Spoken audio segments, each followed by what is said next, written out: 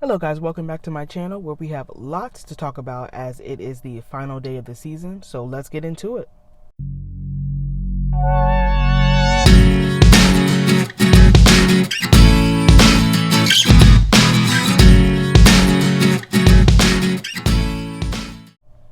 The Premier League has come to a close, sadly, but that doesn't mean it didn't go out with a bang. Obviously, Liverpool and Manchester City playing out a dream scenario for neutrals, these two teams having battled it out to the end, with today's finale being the cherry on top. I'm sure you've all heard by now that Manchester City have edged Liverpool to the title after a dramatic game. Liverpool, as you know, went down early, not the ideal start for them obviously, but they were able to claw it back to 1-1 in no time, and I'd imagine City fans were quite nervous considering City Villa were still 0-0. They eventually took the lead and cruised from there after tiring Wolves out. City started the game out decently, but towards the latter stages of the first half, I don't know what happened. Maybe the nerves started settling in, the crowd went eerily quiet after an extended period of time where it was 0-0 and City weren't really threatening Aston Villa.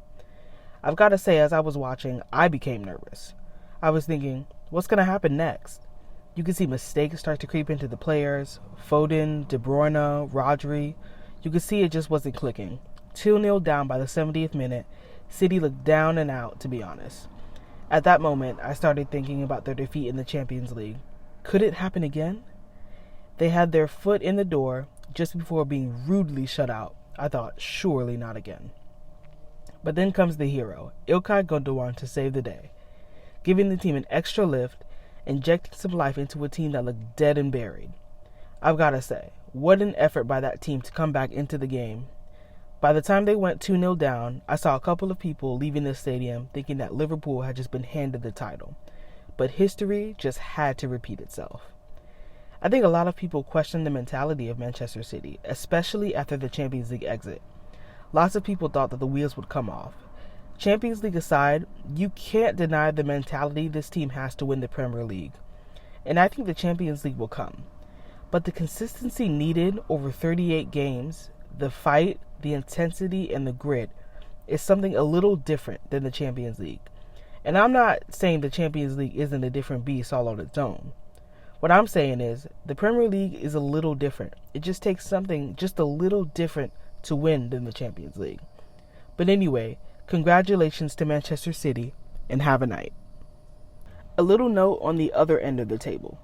Leeds are going to be in the Premier League for another season, but at the expense of Burnley. And I'm not ashamed to say, as an American, I am so glad for Jesse Marsch. Jesse will have the benefit of a full season with the squad, will perhaps see some new players that he wants coming in. Leeds, I believe, will be one to watch for next season. They have a good coach with fresh ideas that obviously the squad have taken to nicely. I think it'll do the squad major good to have a rest and get ready for next season. And Burnley, as I mentioned before, they've been in the league since I've been in the sport. I'm a little sad to see them go down, but I do think it was inevitable. Now that they've gone down, it'll be incredibly difficult to come back up. I saw some reports that the American ownership did borrow money in order to purchase the club, which is nothing new, of course. But now they'll have debts to pay off on top of dealing with decreased revenue from being in the championship for next season. Do I see Burnley coming back up next season? Maybe. Is it possible they don't? Maybe. And if that happens, they may not come up for a while. It's going to be a turbulent but important next few months for Burnley. Okay, so the last thing I want to talk about is the final day of the Serie A season. And as you all know, AC Milan have been crowned champions of Italy. I couldn't be more happy for Milan as they've gone more than a decade without winning a Serie A title. They were obviously incredible over the season, going toe-to-toe with rivals Inter, and they left Juventus in the dust. And I'll tell you what, those fans deserve this. A title after so long, looking in the distance of Juventus so far ahead. Obviously, they were hugely successful in the past, and they lost their way, and it was a long way back for them. AC Milan absolutely deserved this title, and I hope they'll go again next season. And as for Juve, well, really, what's next? Max Allegri's homecoming tenure hadn't really gone to plan. They hit several bumps, losing one of their best players for most of the season, Federico Chiesa. But could a player like him carry this transitioning team? I'm not so sure.